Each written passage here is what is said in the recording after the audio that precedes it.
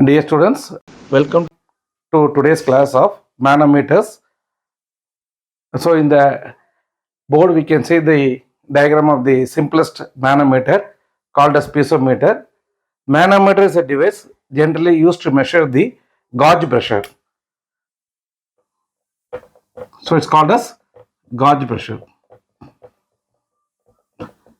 Gauge pressure, if you want to get the absolute pressure,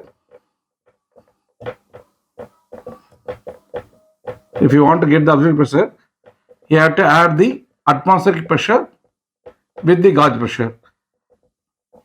Atmospheric pressure and the gauge pressure.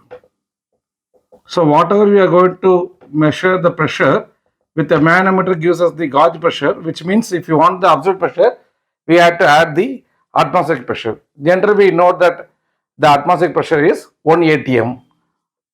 1 atm, which is equal to 101325 Pascal or 1.10325 bar. It is also called as 101325 Newton per meter squared. It is also called as 760 millimeter of mercury. So this unit you may be wondering, what is the 760 millimeter of mercury? That we will explain later. But here we can see the unit of pressure is in terms of millimeter, or we can also call it as meter or centimeter. Generally we used to know the unit of distance or displacement is only meter or centimeter or millimeter. Here we are telling us millimeter, that the working fluid can be mercury or water or air. Here Hg indicates mercury. It can be either water or air or any fluid. But generally whenever we see a millimeter, it is a unit of distance. But in other class we will discuss how this unit of 760 millimeter of mercury comes into picture as equivalent to 1 atm. 1 atm is nothing but 1 atmospheric pressure. As well as 1 millimeter of mercury is called as 1 tar. This is the name of the scientist, namely Torsley. He is also involved in doing many experiments with respect to the pressure. So in order to give the tribute to him, we have told that 1 millimeter of mercury is equal to 1 tar. So these are nothing but the atmospheric pressure. So whatever we are going to measure with this manometers or piezometer will give me only the gauge pressure. So if you want to have the absolute pressure, you have to add the atmospheric pressure with the gauge pressure to get the absolute pressure. So let us have this alone at this time. Now let us move on to the manometers, or the simplest way of the manometer is nothing but our piezometer. I hope you are well thorough with this one, and we do not know why the millimeter of mercury becomes the unit of pressure. That we will discuss little later. As well as when we go to some medical center or hospital, there whenever you used to measure the BP, the blood pressure, they used to say the normal value is 120/80 millimeter of mercury. So if my blood pressure is going to be 120/80 millimeter of mercury, I am normal. If it's going to be high, means it's called as high BP. If it's going to be low, means low BP. So once again we feel that pressure is also given in terms of what? Millimeter of mercury. That we will discuss in future. Now we will discuss with the manometer or the piezometer.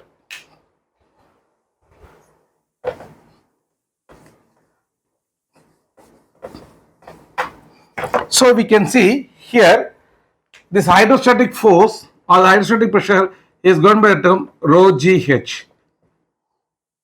Rho GH, where pressure is P, rho is density, G is the acceleration due to gravity, and H is called as generally the height or the head along the direction either towards the gravity or away from the gravity. Here H does not indicate the distance along the x direction or along the z direction. It indicates the height only in the y direction. That is, it should be acted upon by the gravity, either towards the gravity or away from the gravity. So we are going to consider only this height y, and we are not going to consider x or z where the gravity doesn't have any effect. So the formula for finding the pressure is given by rho GH. So you may have a doubt, what this pressure is called as? This pressure is called as hydrostatic pressure. This pressure is called as what? Hydrostatic pressure. What is meant by hydro? Hydro means water. The pressure exerted by generally the water is called as hydro.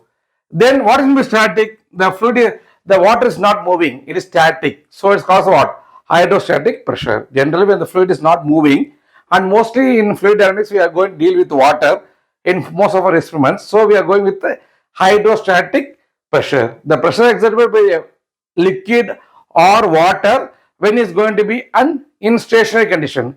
Why we can't apply this one to the air means because mostly the air will be moving, it will be static. So we are going for namely the liquid. So the formula for the hydrostatic pressure is given by rho g and h. Okay. So what are the unit of pressure already we seen? The pressure is also given by another formula. We also know that is nothing but force by area. The force by area is nothing but what? Newton per meter squared. So the unit of pressure is what? Newton per meter squared. Now this also indicates the pressure. What is the unit of density? Is mass by volume. So it is what? Kilogram per meter cube. What is gravity? Is acceleration. So it is meter per second squared into meter. Into what? Meter. This is the formula for the pressure.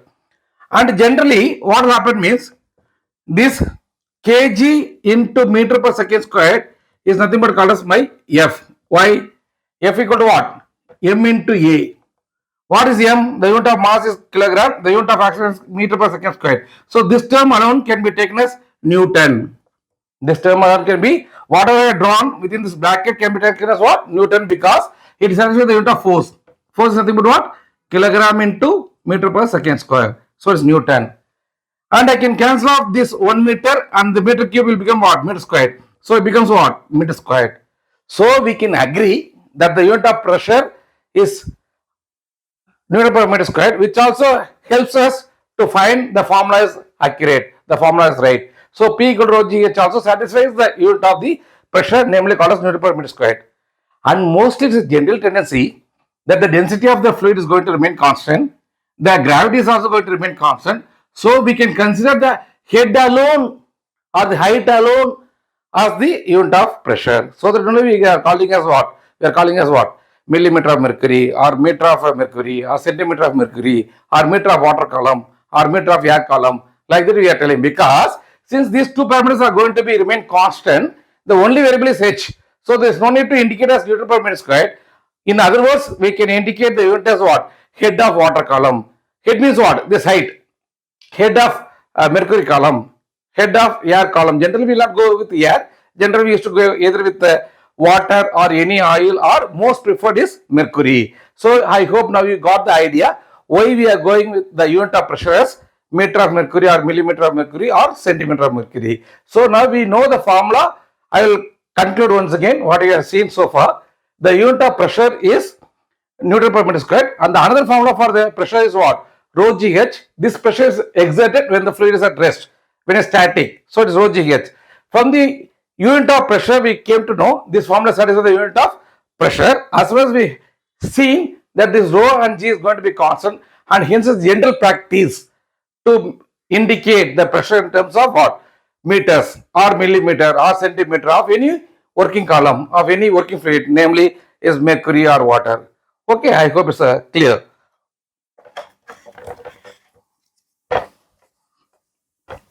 Now let us come to the simplest form of manometer, namely called as the piezometer. This arrangement what I have drawn is called the piezometer. Here I have a fluid which is indicated by the black dotted lines within this container. I want to measure the pressure of this liquid, namely the A.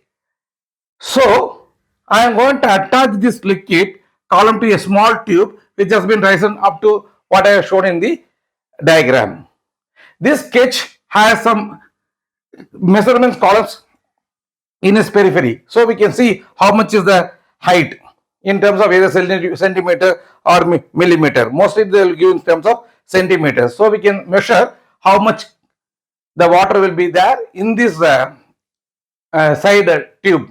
Okay. So now let us come to piezometer. The main aim of this piezometer is to find the pressure of the liquid A. The pressure of the liquid A. So I want to measure the pressure of any liquid. Pressure of liquid. Let us call this liquid as A. Let us call this liquid as what? A. So I want to measure the PA. Now let me conclude. If this tube is not open to this outlet of this vertical tube, and this is encompassed within the circular domain. Let us see it is being closed here. Then what will happen means this fluid will try to exert some pressure on the walls of this glass container, and if the pressure is more, it will even try to break this glass. It will try to break this glass. But we are giving some outlet where the fluid can run away. So this fluid is trying to run away through the small opening and is able to go as much as height is possible, as much as height is possible against the gravity, against the gravity. Now the pressure exerted by this liquid will be given by what? Rho g into h. This height we have to measure always from the center of this container to the topmost region where the water is there. Let us now assume it is water only, because we can take any oil or any fluid, but we are going to consider here water because mostly we are going to deal with the hydrostatic or water. So we can see the pressure exerted by this liquid, namely water, will be given by what? Rho GH. If now you see, if the head is more means what is the meaning? It is exerting more pressure. If the head is less means what is the meaning? It exerts less pressure. Okay, if the head is only going to be this one, let us assume it is H1. So now P1 will be what? PA1 will be what? Rho GH1, because rho and G are constant. Now PA2, let me tell the H2 is this one. So rho GH2, now we can clearly tell that the pressure exerted by PA2 is more than the pressure exerted by PA1, because the head is more. Whenever, so it's a direct measure of the pressure. If the head is more means we will get more pressure. If the head is less means it is less pressure. Now let us take for example the head riser in this vertical tube is say some 8 centimeter. Let us assume, let us do some experiments, and we got the reading as what?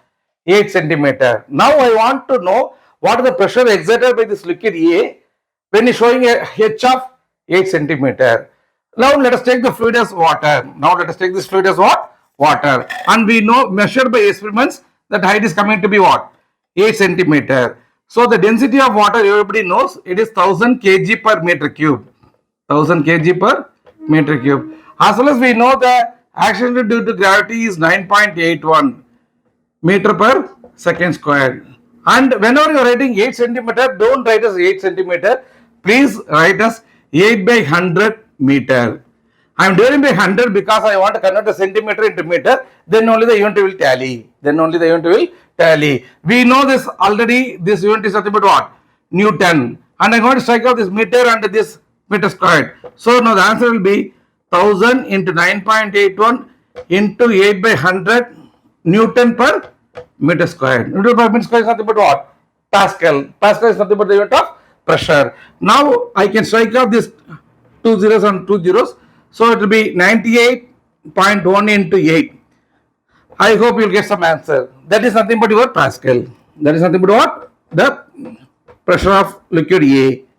Where is showing height of what? 8 centimeter.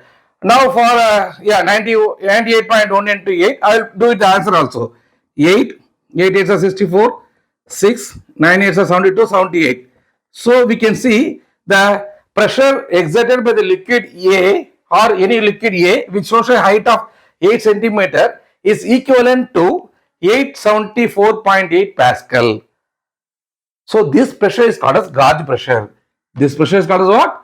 Gauge pressure. What does it mean? Actually, the absolute pressure of this liquid A is not 784.8. This pressure is above atmospheric. So what is the actual absolute pressure of A? If we want to find the absolute pressure of A means I have to add 101325. This is nothing but what? Atmospheric pressure. Plus what? I will round it off to 785. Instead of 784.8, I will make it a 785.